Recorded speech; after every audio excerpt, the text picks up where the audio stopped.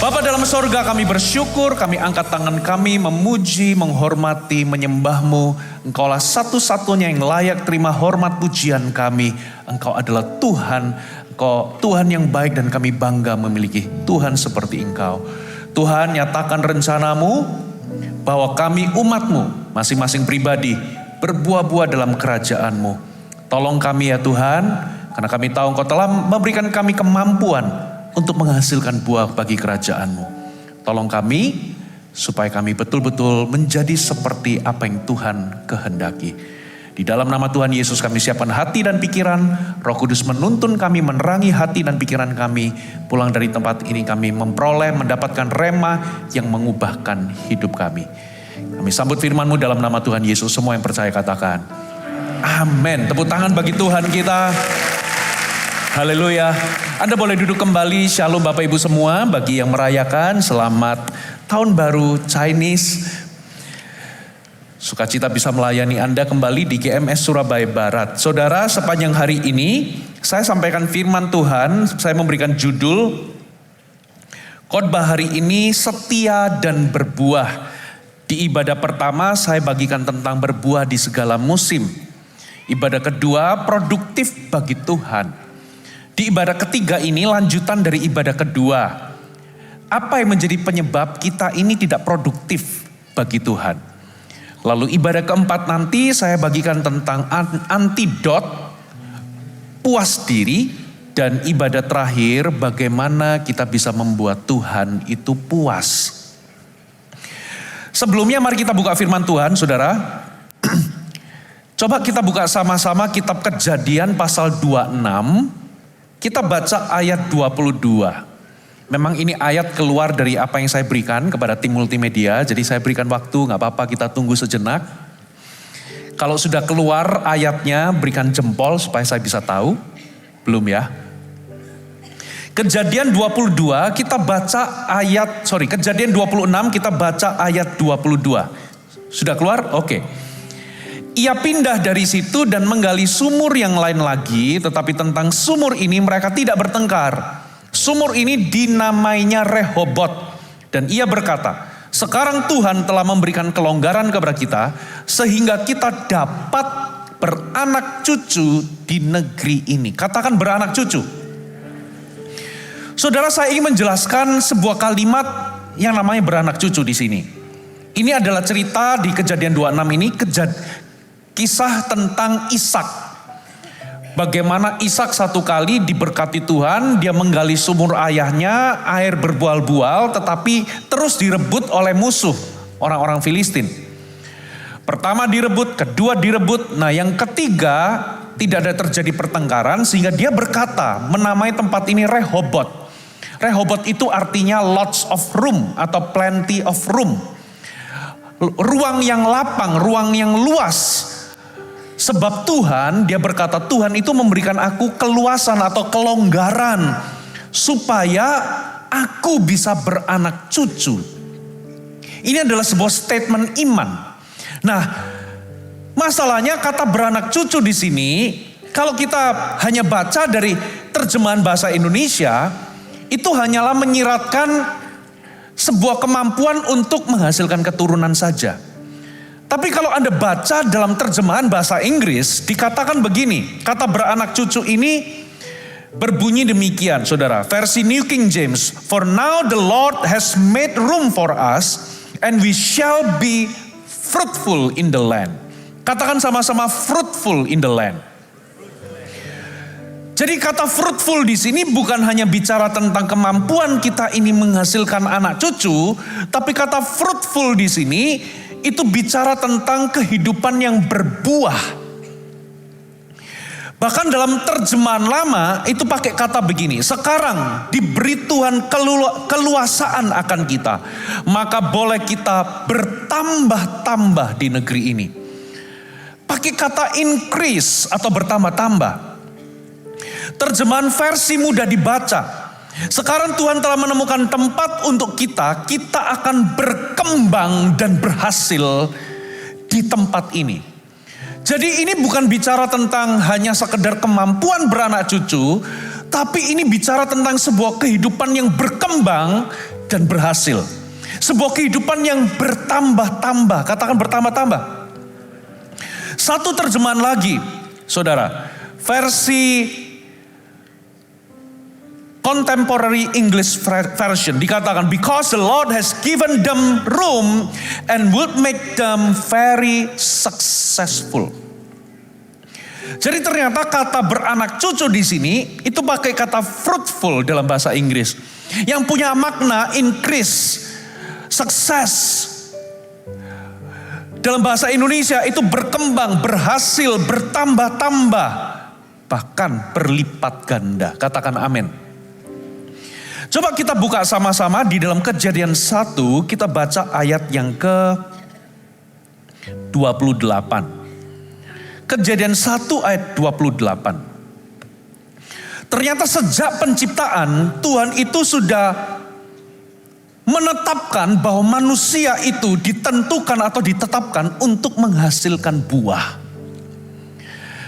Coba kita baca sama-sama Kejadian 1 ayat 28. Allah memberkati mereka, lalu Allah berfirman kepada mereka, beranak cuculah dan apa saudara? Bertambah banyak.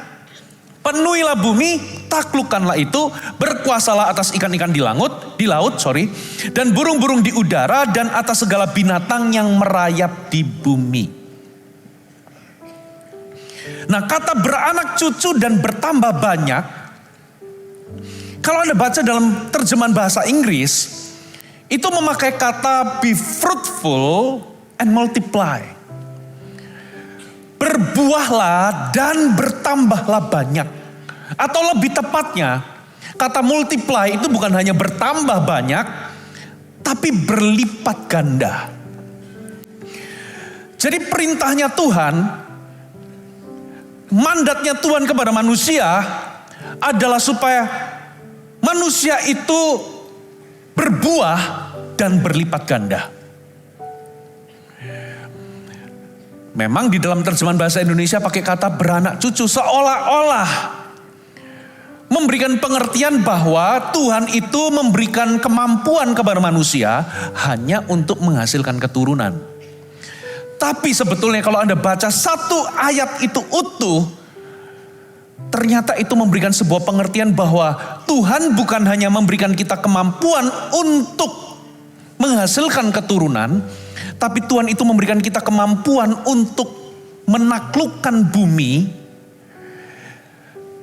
dan menguasai bumi. Katakan amin. Berarti Tuhan itu telah memberikan kita kemampuan untuk kita ini bisa mengembangkan apapun yang Tuhan percayakan di tangan kita, sehingga membuatnya terjadi peningkatan, terjadi pertumbuhan, dan terjadi pelipat gandaan. Katakan amin. Jadi Tuhan itu bukan hanya memberikan kita kemampuan untuk menghasilkan keturunan, tapi Tuhan itu memberikan kita kemampuan untuk mengembangkan apa saja yang ada di tangan kita, sehingga terjadi pertumbuhan, terjadi pelipat gandaan, peningkatan, dan multiplikasi. Itulah yang Tuhan inginkan terjadi. Dan ini konsisten Bapak Ibu. Di dalam Yohanes 15, Yesus menjelaskan, Tuhan itu ingin kita berbuah banyak, dan oleh sebab itu kita itu dikenal sebagai murid-muridnya. Dan Tuhan itu memilih kita, bukan kita yang memilih Tuhan, dan Tuhan telah menetapkan kita untuk menghasilkan buah. Jadi ternyata panggilan Bapak Ibu semua, kita semua, panggilan kita itu sejak zaman penciptaan adalah be fruitful, menghasilkan buah. Dari apapun yang Tuhan percayakan dalam kehidupan kita. Ada amin Bapak Ibu? Nah coba bayangkan, coba kita berpikir kembali ke kitab Kejadian. Apa sih yang Tuhan perintahkan kepada Adam dan Hawa? Apa yang Tuhan itu berikan kepada mereka? Setelah Tuhan itu memberikan perintah kepada manusia untuk be fruitful and multiply. Ternyata Tuhan itu mempercayakan sebuah proyek. Proyek pertama yang Tuhan berikan kepada manusia untuk dikembangkan adalah Taman Eden. Halo amin. Apa yang Tuhan suruh kepada Adam dan Hawa untuk dilakukan terhadap Taman Eden. Kejadian 2 ayat 15. Mari kita baca sama-sama. Kejadian 2 ayat 15. Tuhan Allah mengambil manusia itu dan menempatkannya dalam Taman Eden untuk apa, saudara? Mengusahakan dan memelihara taman itu. Kata mengusahakan dan memelihara, kalau mengusahakan itu berarti mengembangkan, menggarap, memajukan, membuatnya menjadi lebih bagus. Makanya pakai kata mengusahakan. Kalau memelihara itu maintain. Apa yang sudah bagus di-maintain. Ternyata dua yang Tuhan perintahkan. Bukan hanya memelihara, tapi untuk mengembangkan atau mengusahakan. Nah, di sini aneh, saudara. Saudara, Taman Eden itu, kalau Anda baca deskripsi Alkitab tentang Taman Eden, ini taman sudah sempurna, saudara. Ini taman indahnya bukan main. Di dalamnya itu ada berbagai macam pohon dengan buah-buahnya. Bahkan di situ itu ada 4 sungai yang mengalir di situ. Bahkan ditemukan ada banyak logam-logam mulia atau batu-batu mulia yang ada di dalam taman tersebut. Ini taman indahnya bukan main. Jadi kalau misalnya taman ini sudah begitu sempurna, ini diciptakan Tuhan, seharusnya sudah gak perlu lagi diapa-apain. Tapi ternyata kenyataannya gak begitu. Ternyata taman yang begitu luar biasa, begitu indah itu diserahkan ke tangan Adam dan Hawa untuk bisa dipelihara dan untuk bisa diusahakan, digarap, dikelola, dikembangkan. Katakan amin. Jadi coba bayangkan, ini taman sudah bagus. Ternyata Tuhan mau Adam membuatnya jadi lebih bagus. Itu namanya mengembangkan. Ini taman sudah besar. Untuk ukuran taman, Taman Eden ini bukan taman. Sudah kayak hutan mungkin. Tapi diserahkan ke tangan Adam supaya taman yang demikian rupa besar jadi lebih besar. Jadi lebih bagus. Nah, itulah kodrat kita, Bapak Ibu. Tengok kanan kiri, katakan itu kodratmu. Jadi ternyata Tuhan itu menciptakan kita dengan sebuah kemampuan untuk kita ini bisa melakukan kehendak Tuhan, yaitu untuk mengembangkan, memajukan, memultiplikasikan, melipat gandakan apapun yang Tuhan percayakan di tangan kita. Itu kodrat atau kehendak Tuhan atas hidup kita. Itulah sebabnya Tuhan itu ingin kita berbuah. Berbuah banyak bagi kerajaannya. Sehingga apapun yang Tuhan percayakan di tangan kita, Bapak Ibu, menjadi berkembang. Ada amin. Nah, hal ini konsisten dengan perumpamaan Yesus Kristus yang diajarkan di dalam Matius 25. Di ibadah kedua, tadi saya sempat singgung, tapi saya akan ulangi sedikit. Coba kita buka sama-sama Matius 25. Mari kita baca ayat 20 sampai ayat 23. Hamba yang menerima 5 talenta itu datang dan ia membawa laba. Berapa, saudara? 5 talenta. Katanya, Tuhan, 5 talenta Tuhan percayakan kepadaku. Lihat, aku telah beroleh laba 5 talenta. Lihat respon dari tuannya ketika hamba ini punya laba keuntungan dari 5 berlipat ganda jadi 10. Dikatakan, maka kata tuannya itu kepadanya, baik sekali perbuatanmu itu, hai hambaku yang baik dan setia. Engkau telah setia dalam perkara kecil, aku akan memberikan kepadamu tanggung jawab dalam perkara yang besar. Ternyata dipuji. Tuannya ini menjadi puas, selalu dipuji, engkau hamba yang setia. Dan hal ini dilakukan kepada hamba yang satunya lagi. Coba lihat ayat 22. Lalu datanglah hamba yang menerima 2 talenta itu. Katanya, Tuan, 2 talenta Tuhan percayakan kepadaku. Lihat, aku telah beroleh laba 2 talenta. Kembali lihat ayat 23, bagaimana respon tuannya. Tuannya itu puas sekali dan berkata, baik sekali perbuatanmu itu, hai hambaku yang baik dan apa saudara? Setia. Engkau telah setia memikul tanggung jawab dalam perkara kecil, aku akan memberikan kepadamu tanggung jawab dalam perkara besar. Sekarang masuklah, turutlah dalam kebahagiaan, dalam sukacita Tuanmu ini. Apa sih sukacita dan kebahagiaan Tuannya? Yaitu ketika dia menemukan ada seorang hamba yang setia. Katakan setia. Nah, rupa-rupanya setia di sini kadangkala beda di dalam setia dalam persepsi kita. Coba bayangkan ya. Hamba yang 1 talenta itu menyembunyikan di dalam lobang. Kalau mau dikatakan setia, dia itu sebetulnya setia enggak sih? Coba ya, hamba ini tidak pindah tuan. Dia tetap menunggu tuannya datang dan di dalam proses menunggu tuannya datang, yang gak tahu kapan datangnya, dia gak pindah kerja lalu mengabdi kepada tuan yang lain. Jadi harusnya ini hamba loyal gak? Harusnya loyal. Dia ini setia. Yang kedua, hamba ini dipercayakan talenta. Saudara, 1 talenta itu jumlahnya sangat besar. Pada zaman itu seperti upah 16 tahun orang bekerja.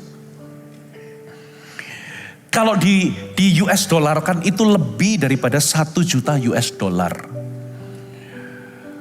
Itu dijaga. Kenapa kok dimasukkan di dalam lubang? Karena supaya tidak dicuri orang atau tidak hilang. Dijaga dengan baik. Bukan hanya dijaga supaya nggak kecurian atau nggak hilang, dia sendiri tidak korupsi atau tidak mencuri talenta milik tuannya itu. Kata talenta di sini kalau dalam bahasa Inggrisnya, dalam salah satu terjemahan itu pakai kata bags of money. Bags of gold. Kantong-kantong emas. Jadi 1 talenta itu ternyata uang. Jadi uang emas. Ya, yang itu kalau di total itu 16 tahun upah orang bekerja. Bayangkan 16 tahun bekerja. Itu usia produktif orang kerja itu 1 talenta itu berarti nilai yang cukup tinggi. Sangat tinggi, bukan hanya cukup tinggi. Bapak Ibu. Nah, coba perhatikan. Harusnya hamba ini dikatakan setia.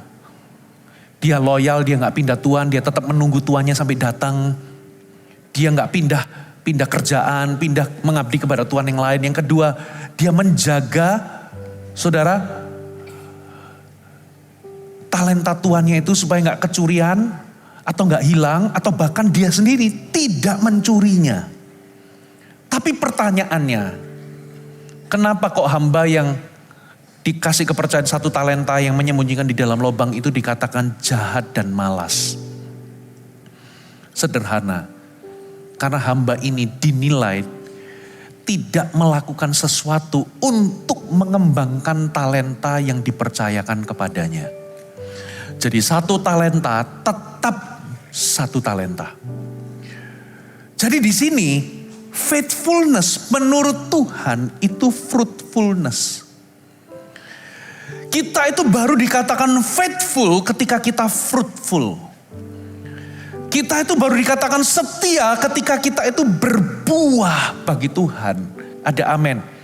Makanya hari ini jangan puas Bapak Ibu kalau Anda itu bertahun-tahun jadi orang Kristen dan rajin ke gereja. Bagus. Kalau Anda rajin ke gereja itu bagus karena apa? Banyak orang gak rajin ke gereja. Apalagi di zaman post pandemic. Dikit-dikit ya meriang sedikit, di rumah aja kan bisa online. Tahu nggak? Iblis itu takutnya sama siapa? Sama orang yang punya iman yang teguh. Makanya Alkitab berkata, lawanlah iblis dengan iman yang teguh, maka ia akan lari daripadamu. Apa itu iman yang teguh? Begini loh.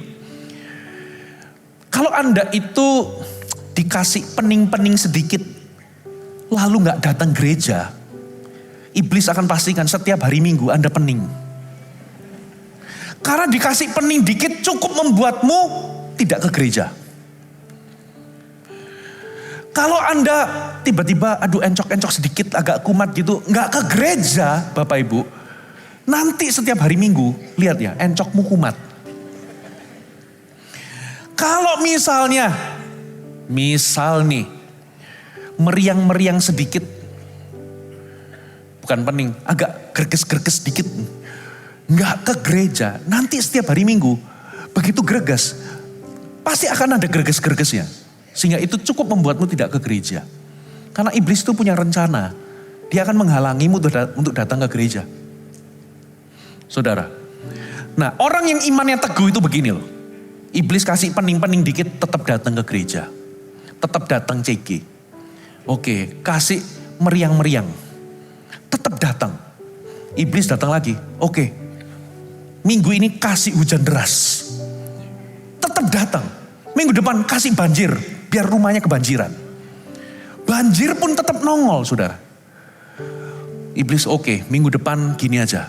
Bikin gempa bumi lokal. Goncang nih gempa bumi, Anda tetap nongol ibadah. Nanti lama-lama setan akan berkata begini, bro, sudah bro, gak perlu bro. Kamu mau kasih gempa bumi, mau kasih ini, mau kasih itu. Orang itu tetap nongol ke gereja. Sudah lebih baik biarin aja. Iblis menyerah sama iman yang teguh. Katakan amin. Tepuk tangan. Ya. Makanya mulai hari ini, pening-pening dikit. CG, tetaplah CG. Katakan amin. Kecuali kalau Anda demam berdarah, malaria, ya baru. Ya. Nah anyway, tapi Bapak Ibu, jangan puas hanya sekedar Anda itu rajin ke gereja. Karena apa? Karena Tuhan itu mencari buah. Oke, orang ini rajin ke gereja, apa buahnya? Berbuah itu untuk orang lain, bukan untuk diri sendiri. Seperti pohon ketika dia berbuah, buah itu bukan untuk pohonnya. Buah itu untuk orang lain. Katakan amin. Apa buahnya? Kalau kita hanya datang ke gereja saja, oke itu bagus, tapi jangan puas sampai di situ. Karena Tuhan punya sesuatu yang lebih tinggi daripada sekedar Anda datang ke gereja. Halo amin. Tuhan ingin kita menghasilkan buah. Ternyata kata setia di mata Tuhan itu berarti berbuah. Faithful di mata Tuhan itu berarti fruitful. Halo amin. Nah sekarang yang jadi pertanyaan, mengapa hamba yang punya satu talenta ini tidak menghasilkan buah atau tidak melipat gandakan apa yang ada di tangannya? Ada 3 alasan. Coba kita baca ayat yang ke-14 Matius 25 sampai ayat yang ke-15. Matius 25 ayat 14 sampai 15. Sebab hal kerajaan sorga sama seperti seorang yang mau bepergian ke luar negeri, yang memanggil hamba-hambanya dan mempercayakan hartanya, katakan hartanya kepada mereka. Yang seorang diberikan 5 talenta, yang seorang lagi 2 talenta, dan yang seorang lain lagi 1. Masing-masing menurut kesanggupannya. Lalu ia berangkat. Perhatikan kata-kata masing-masing menurut kesanggupannya. Tuhan itu Tuhan yang adil. Ketika Tuhan mempercayakan sesuatu, mempercayakan harta itu seperti Tuhan itu menginvestasikan hartanya. Apa yang Tuhan percayakan dalam kehidupan kita? Itu bisa waktu. Komoditas yang berharga itu waktu, Bapak Ibu. Kenapa? Karena satu-satunya yang gak ditebus Tuhan itu adalah waktu. Waktu sekali lewat tidak bisa diulang. Yang kedua, kekuatan, talenta, karunia rohani yang Tuhan investasikan. Itu seperti harta Tuhan investasikan di dalam diri kita, dipercayakan dalam kehidupan kita. Yang ketiga itu adalah treasure, semua berkat Tuhan, fasilitas yang Tuhan hari ini percayakan kepada kita. Nah, masing-masing menurut kesanggupannya. Jadi ada beberapa dikasih 5, yang dikasih 2 jangan iri. Karena apa? Semuanya itu persis sesuai dengan kesanggupan, karena Tuhan itu adil. Halo, amin. Jadi jangan bandingkan diri kita dengan orang lain, Bapak Ibu. Contoh, ya, kalau Anda lihat gembala senior kita, Pastor Philip, ini karunianya kayaknya multi karunia gitu ya. Ini bisa, itu bisa, melukis bisa, nyanyi bisa, komunikasi bisa, kayaknya apa yang gak bisa gitu ya. Jangan bandingkan, loh kok diriku kok gak bisa ngomong seperti Pastor Philip bicara. Kok diriku gak bisa melukis seperti Pastor Philip. Kok suaraku mungkin tidak semerdu beliau. Semua itu Tuhan punya takarannya masing-masing menurut kesanggupannya. Jangan bandingkan diri. Halo, amin. Nah, yang Tuhan mau itu adalah bukan masalah berapa orang dikasih berapa, bukan berapanya, 5, 4 atau 2, bukan itunya. Yang Tuhan mau adalah seberapapun yang Tuhan percayakan di tanganmu, apakah engkau kerjakan? Halo, amin. Itulah ukuran Tuhan.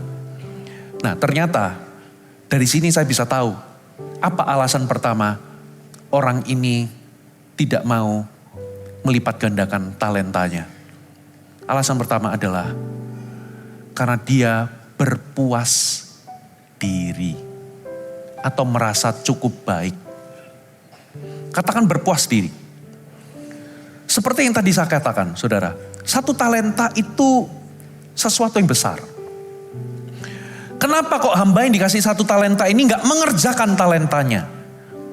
Bisa ada 2 kemungkinan alasan. Yang pertama, bisa jadi hamba yang dikasih 1 talenta ini gak tahu bahwa tuannya itu menginginkan laba. Atau menginginkan talentanya itu, talenta milik tuannya itu berkembang jadi 2. Bisa jadi karena gak tahu. Atau kemungkinan kedua adalah hamba ini tahu tuannya mau itu berlipat ganda, tapi dia memutuskan untuk menyimpannya di dalam lubang, di dalam tanah, karena dia sudah merasa cukup. Saudara, 1 talenta itu equals 6.000 dinar. 6.000 dinar itu upah 16 tahun orang bekerja pada zaman itu. Lebih daripada 1 juta US dollar. Berarti ini sesuatu yang sudah sangat besar dan cukup besar. Makanya alasan pertama kenapa hamba ini tidak mengerjakan, karena dia sudah merasa cukup. Katakan merasa cukup. Puas diri. Dalam bahasa Inggris itu namanya complacency. Ketika Anda being complacent, Anda itu berpuas diri terhadap dirimu dan terhadap talentamu atau kekuatanmu. Tanpa menyadari ada potensi bahaya di balik berpuas diri. Jadi ketika Anda berpuas diri, Anda itu merasa cukup dengan diri saudara dan kemampuan atau talenta saudara, tanpa menyadari bahwa di balik kepuasan diri sendiri ini ada potensi bahaya.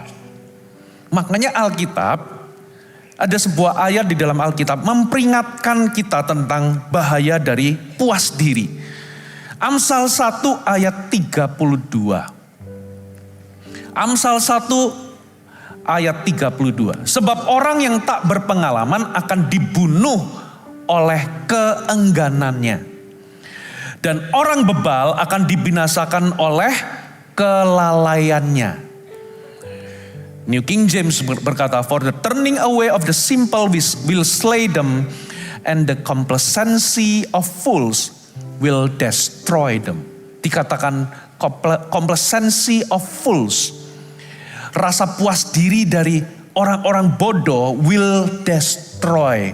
Jadi ternyata komplasensi itu bisa menghancurkan hidup kita. Komplasensi, rasa puas diri itu juga bisa membunuh kerohanian kita. Bapak Ibu, makanya bahaya dari komplasensi itu besar banget. Nah, orang yang komplasen seringkali gak merasa ini bahaya. Dia sudah puas dengan keadaannya, dengan talentanya, dan dengan dirinya. Sudahlah cukup, gak usah ngapa-ngapain. Udahlah cukup. Pernah gak Anda mendengar kata-kata seperti ini? Sudahlah cukup, yang penting kan tiap minggu ke gereja. Sudahlah cukup gini-gini aja, yang penting kan aku masih ke gereja. Gak usah melayani, gak usah ikut CG, gak usah dimuridkan. Saudara, Anda harus teliti dengan kata-kata yang muncul di benak saudara. Karena bisa jadi itu pikiran-pikiran dari setan, membuat Anda komplasen. Kadangkala kata-katanya bisa berbunyi demikian. Aku loh gak sejahat orang di luar sana. Ada orang yang lebih bejat, lebih jahat. Udah gini aja cukup. Atau saudara melihat ada public figure atau sosok hamba Tuhan yang jatuh. Yang skandal. Itu memberikan Anda pembenaran. Sudahlah makanya. Tuh lihat ada hamba Tuhan kayak gitu aja sudah jatuh. Makanya lebih mending aku. At least aku masih ke gereja. Udah gak usah pelayanan, itu cukup. Yang penting aku udah gak kayak dia. Bapak Ibu keliru berpikirnya. Saudara. Kalau hamba Tuhan aja bisa begitu. Apalagi kita. Apalagi kalau kita ini komplesen gak dimuridkan. Saudara. Nah itu kata-kata setan hembuskan di pikiran kita. Membuat kita nyaman dari kondisi kita. Apa sih? Kalau Anda baca di Alkitab, apa sih bahaya dari komplasensi, puas diri? Sederhana. Yang pertama, Anda jadi orang yang tidak bertumbuh. Maksudnya apa? Kapasitasmu tidak pernah berkembang. Sehingga Anda itu punya kapasitas tetap rendah. Kemampuan Anda tidak berkembang. Yang kedua, saudara kehilangan kesempatan atau peluang atau promosi. Buktinya apa? Hamba yang satu talenta ini ketika dia merasa nyaman dan tidak mengerjakan talentanya, dia gak mendapatkan tanggung jawab lebih besar. Gak mendapatkan promosi, gak mendapatkan peluang lebih besar, kesempatan lebih besar. Betul atau betul? Siapa yang mau kehilangan peluang dalam hidup Anda? Gak usah ngapa-ngapain. Do nothing, gak usah kembangkan diri. Ya, gak usah kembangkan apapun yang ada di tanganmu. Cukup berpikiran, sudahlah gini aja sudah oke. Anda akan kehilangan banyak peluang, banyak kesempatan untuk menjadi lebih besar, lebih tinggi dan lebih baik. Yang ketiga, ini yang paling serem. Kehilangan kepercayaan Tuhan. Kehilangan kepercayaan Tuhan, itu ngeri saudara. Hamba yang punya satu talenta itu, kehilangan kepercayaan Tuhan. Sehingga awalnya Tuhan mempercayakan satu talenta dipercayakan ke tangan dia. Kali ini Tuhan mengambil kepercayaan itu, dipindah ke orang yang 10 talenta itu sudah dikasih tanggung jawab baru, masih ditambahin satu talenta yang baru. Saudara, kalau Anda kehilangan kepercayaan dari Tuhan, itu seperti kehilangan segalanya. Saudara, Anda mau lakukan apa-apa, kehilangan kepercayaan Tuhan. Anda mau lakukan itu, gak ada kepercayaan dari Tuhan.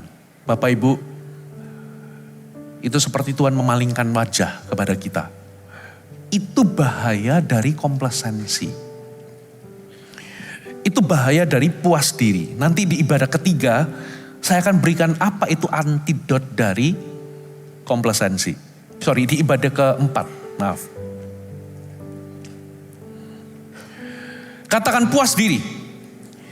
Alasan kedua. Coba kita baca ayat 16 sampai ayat 18.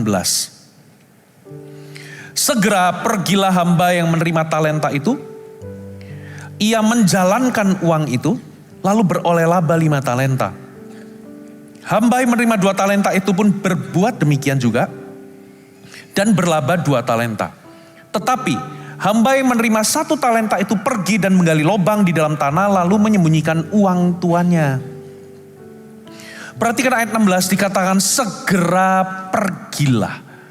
Anda mesti kalau di Alkitab saudara kasih stabilo, kasih highlight. Segera pergilah. Pergilah untuk apa? Menjalankan uang itu. Terjemahan yang lain pakai kata bekerja dengan talenta itu.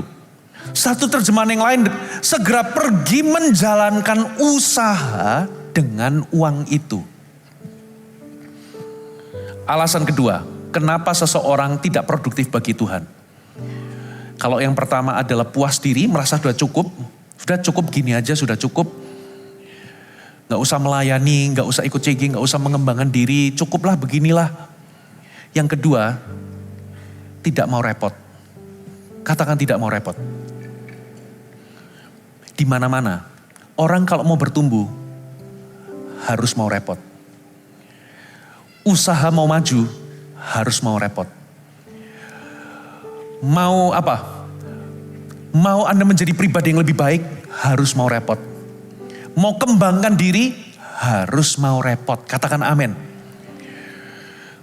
Beberapa waktu yang lalu, saudara, beberapa bulan yang lalu ketika kami memutuskan, oke, GMS Jakarta Barat dengan GMS Tangerang, kita akan open dari 5 kebaktian menjadi 7 kebaktian. Bapak Ibu, seluruh jemaat termasuk gembalanya, kalau mau lihat tuayan lebih besar, karena gedung kita itu kecil. Di Jakarta sama Tangerang itu kecil. Kita gak bisa expand lebih besar, karena apa? Sudah mentok, gak bisa di-expand kanan kiri, gak bisa direnov. Satu-satunya cara adalah kita menambah jumlah jam kebaktian.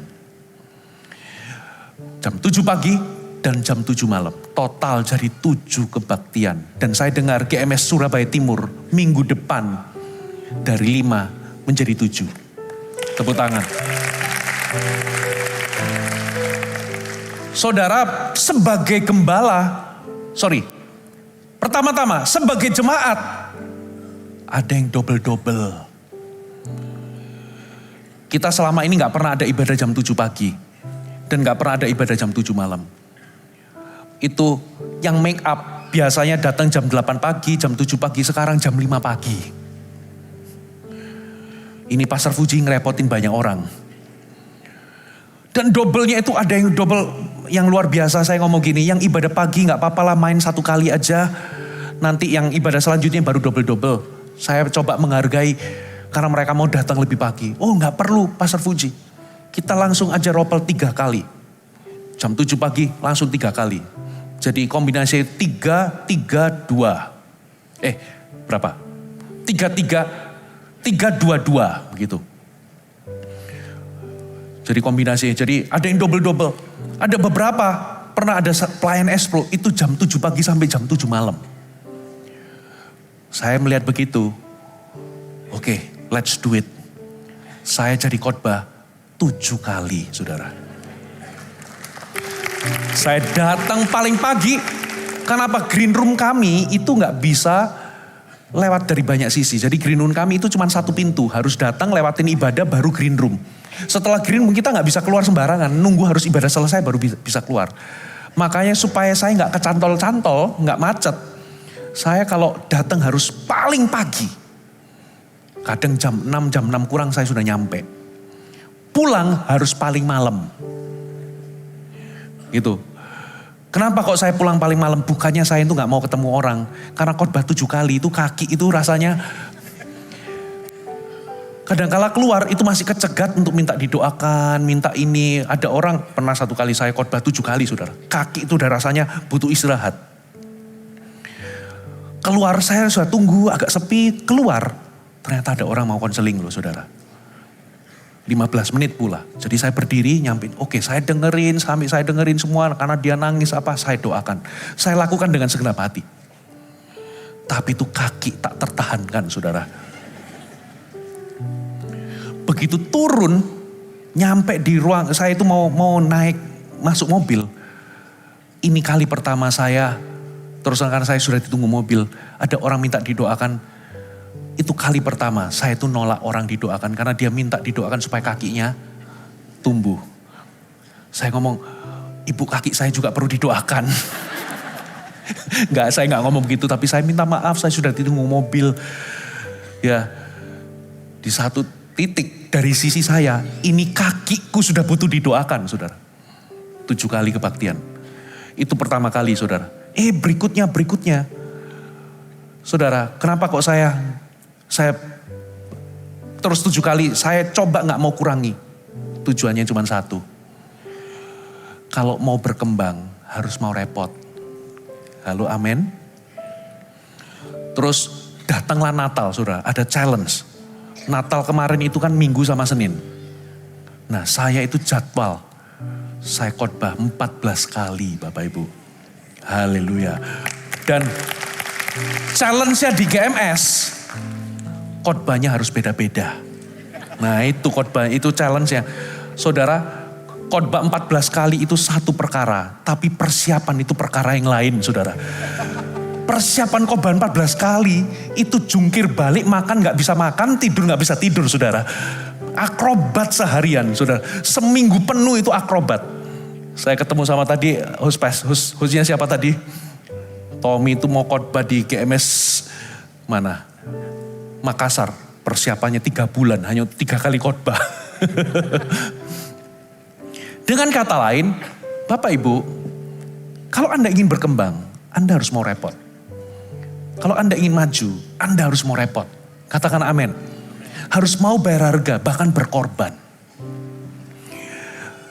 Kenapa sih hamba ini dikatakan malas? Orang yang tidak mau repot itu malas. Dan biasanya malas itu bersumber pada 3 akar. Yang pertama adalah mentalitas nyaman. Karena kalau kita itu mau berkembang, kita ini mau maju, kita itu harus melakukan sesuatu yang di luar zona nyaman kita. Dan seringkali ada kesulitan dan tantangan. Sudahlah gak usahlah ada tantangan, lebih baik gini aja nyaman. Terus terang zona nyaman itu nikmat. Nah, kalau Anda sudah terserang mentalitas nyaman, Anda pasti gak mau repot. Bawaannya adalah malas. Pengennya rebahan. Yang kedua, malas itu karena Anda punya mentalitas selain mentalitas nyaman, saya catat di sini, mentalitas instan, katakan instan. Untuk segala sesuatu yang kita mau capai, untuk sebuah tujuan itu selalu ada proses. Katakan proses.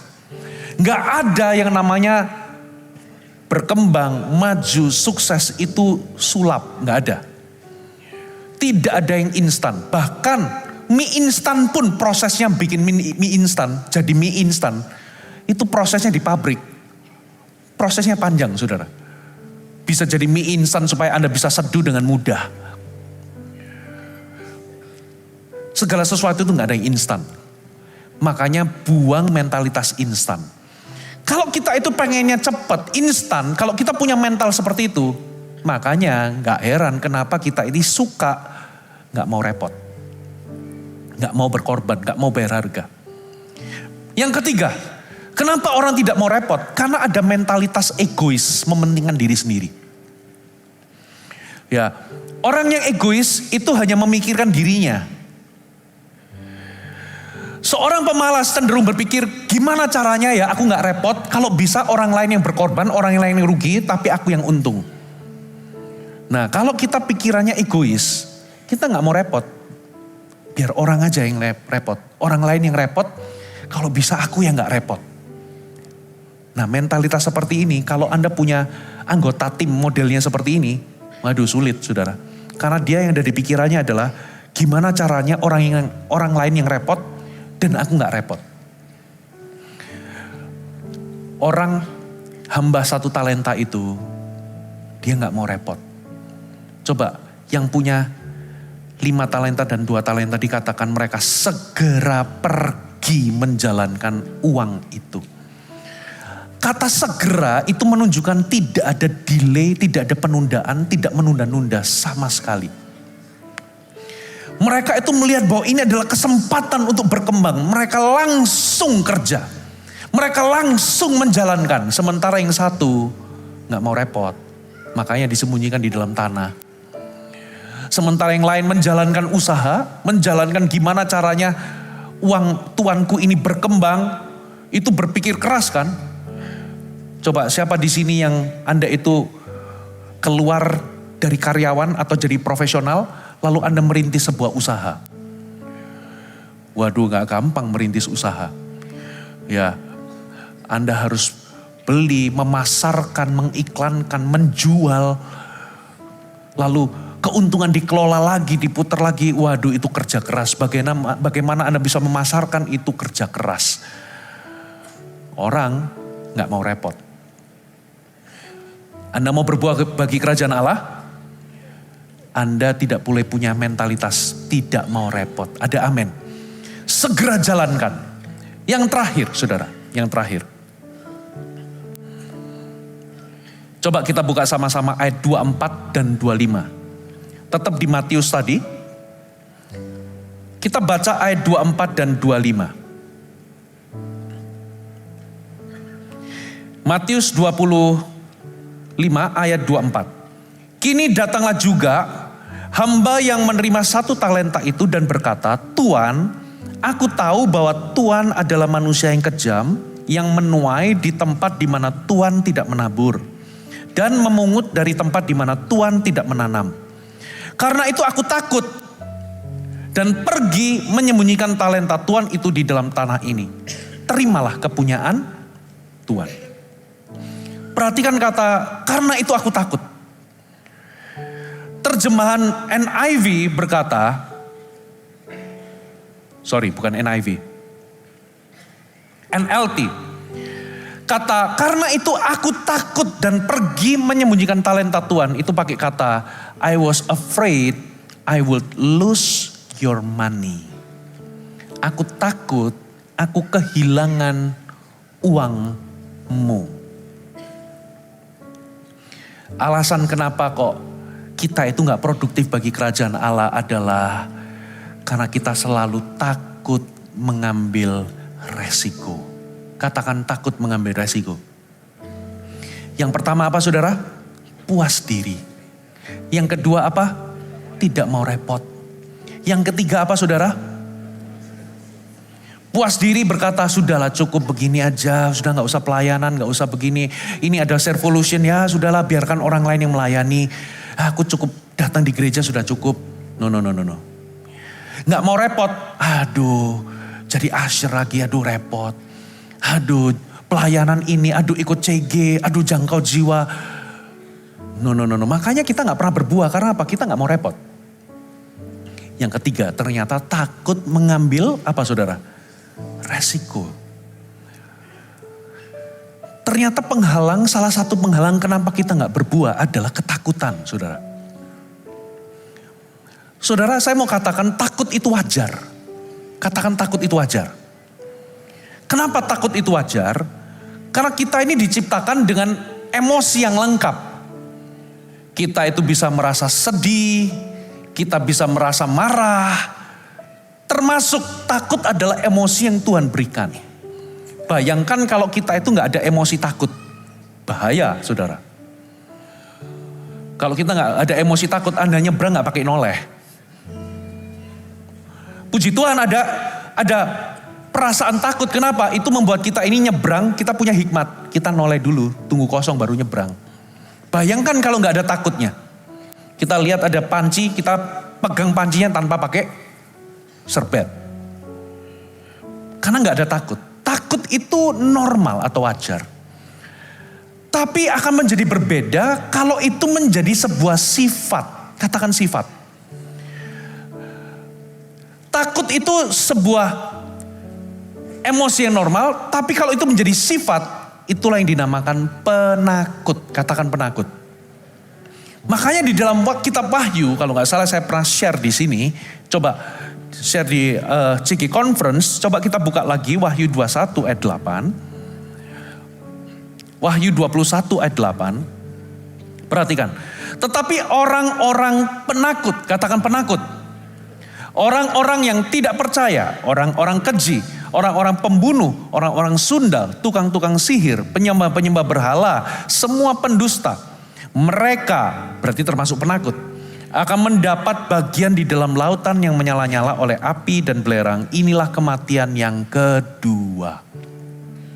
Ternyata penakut itu sama buruknya dengan dosa-dosa orang yang tidak percaya, pembunuh, pezina, dan lain sebagainya, penyihir. Ternyata penakut, sifat penakut itu disejajarkan dengan dosa-dosa yang lain menurut kitab Wahyu. Takut itu wajar, tapi penakut itu yang gak wajar. Apa itu penakut? Penakut itu adalah sebuah sifat. Sifat apa, saudara?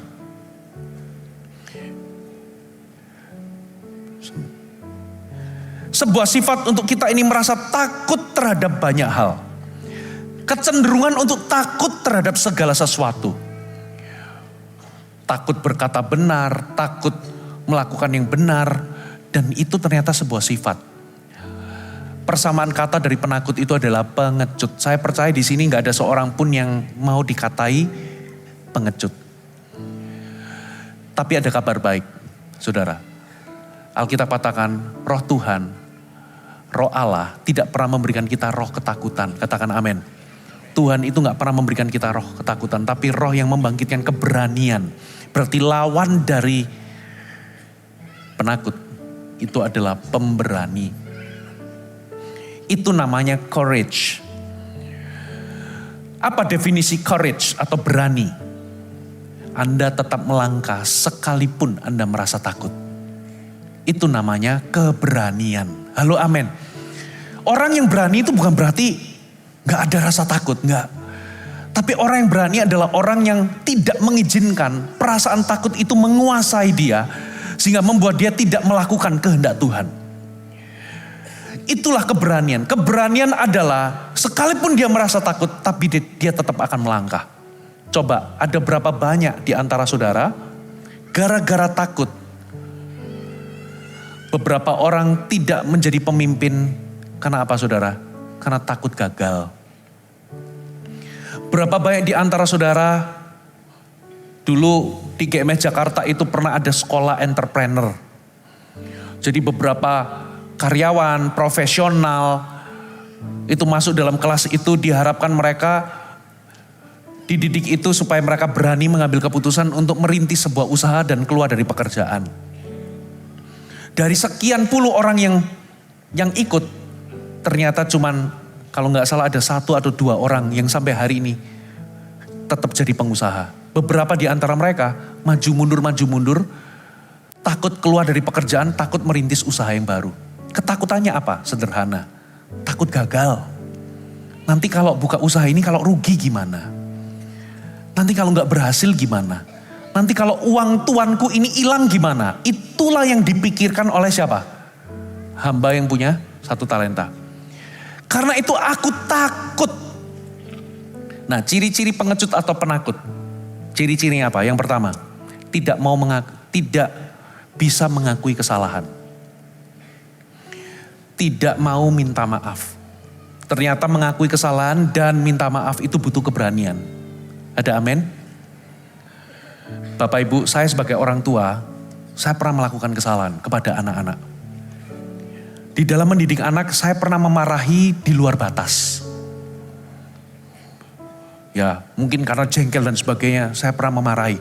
Sekalipun alasan untuk mendidiknya itu benar, tapi caranya salah. Saya terus terang, saudara, saya datengin kamar anak saya, walaupun sudah gede, saya langsung datang merendahkan diri, saya ngomong gini, ampuni, papa minta maaf ya, papa salah. Papa sudah terlalu keras lakukan ini.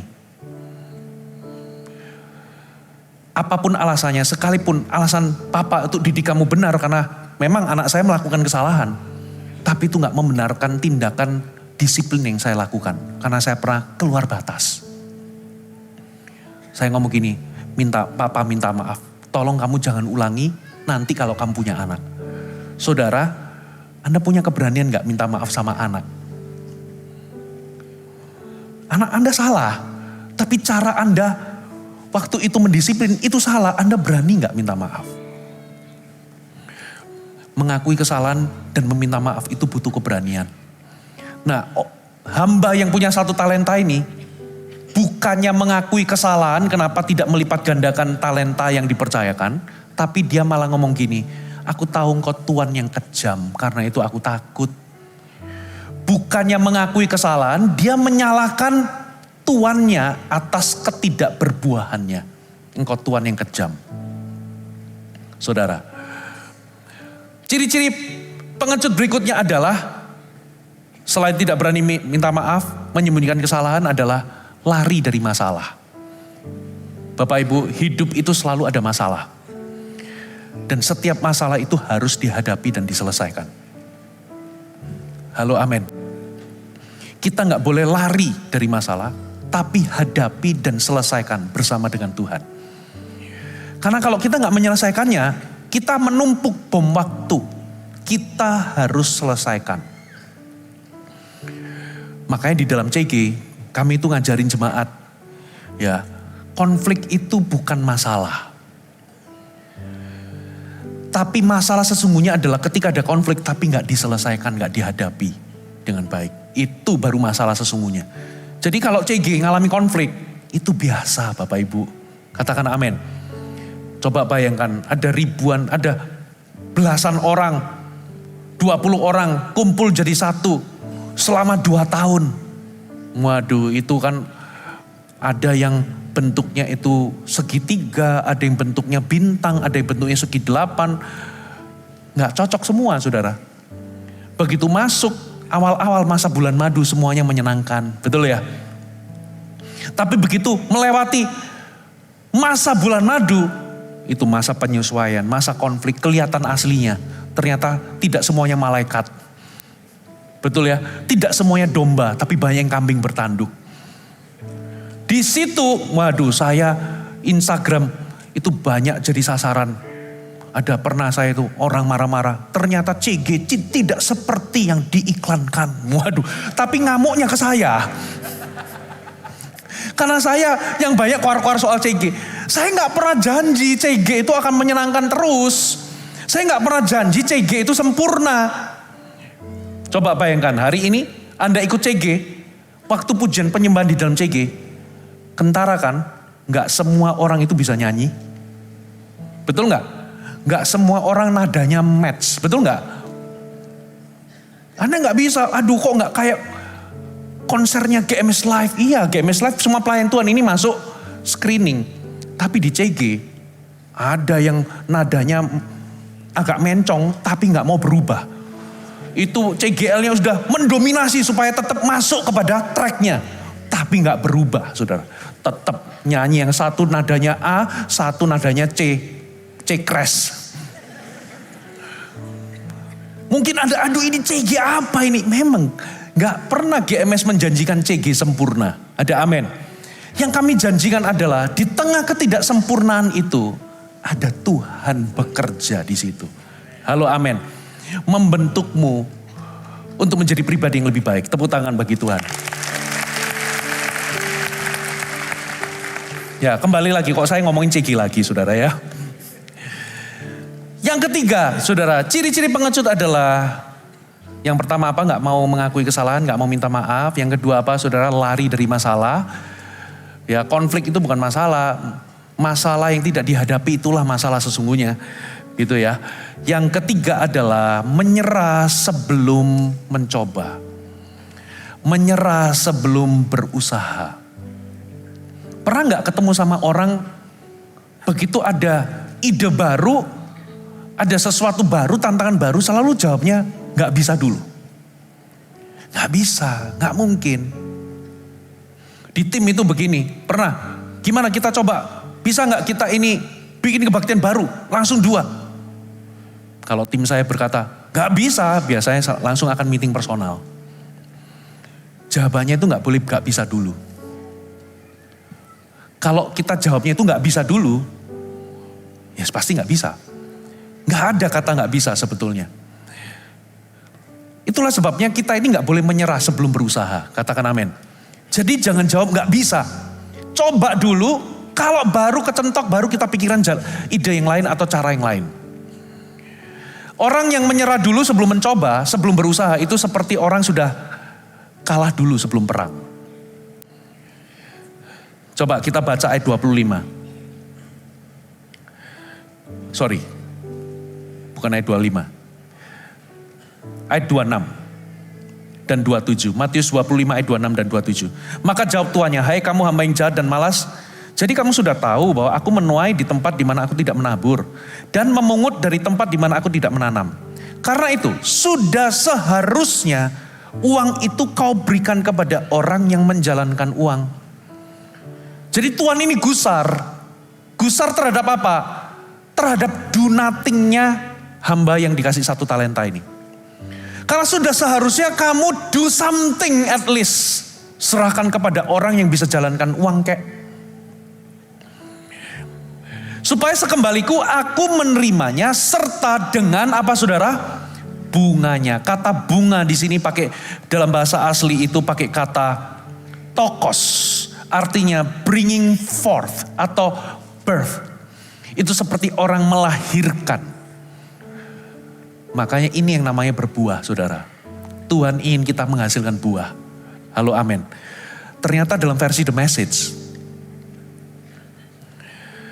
Kata hamba yang jahat dan malas. Sudah seharusnya engkau melakukan sesuatu. Itu pakai kata begini. The master was furious. That's a terrible way to live. It is criminal to live cautiously like that.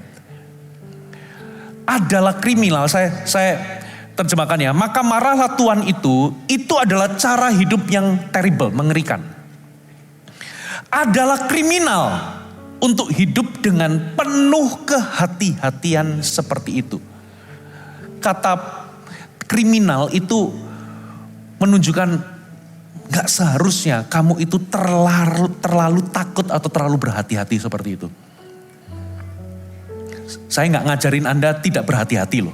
Lalu Anda jadi sembrono, nekat, gak pikir panjang, no. Tapi yang dikatakan di sini adalah terlalu takut sehingga Anda itu terlalu hati-hati. Kegagalan sesungguhnya adalah ketika Anda takut gagal. Saudara, ketika Anda gagal, anggaplah itu sebagai uang sekolah. Halo amin. Anda merintis usaha dan gagal, itu berharga saudara kegagalan itu. Karena apa? Itu uang sekolahmu untuk belajar supaya next time Anda jauh lebih pintar. Anda jauh lebih berhikmat. Makanya jangan anti gagal. Justru kegagalan sesungguhnya adalah ketika Anda takut gagal. Ada amin? Coba bayangkan kalau Thomas Alva Edison takut gagal. Coba bayangkan kalau penemu lampu takut gagal, semuanya takut gagal. Gak akan pernah kejadian. Mari tutup Alkitab kita. Saya undang kita bangkit berdiri. Dengan apa kan ku bawa segala baikanmu, segenap hati.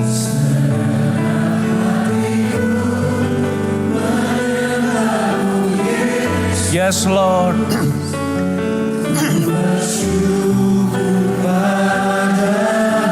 Dengan apakah kan ku balas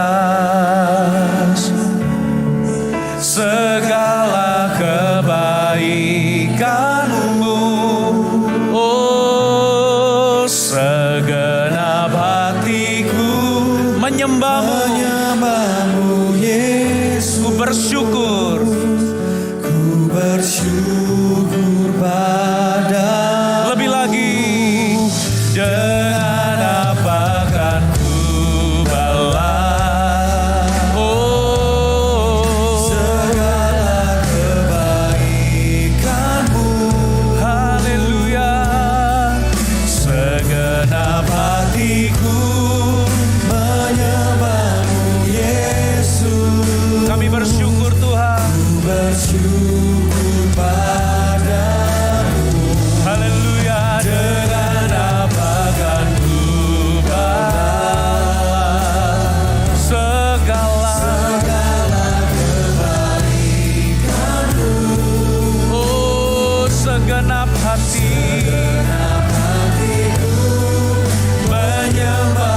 Yesus, ku bersyukur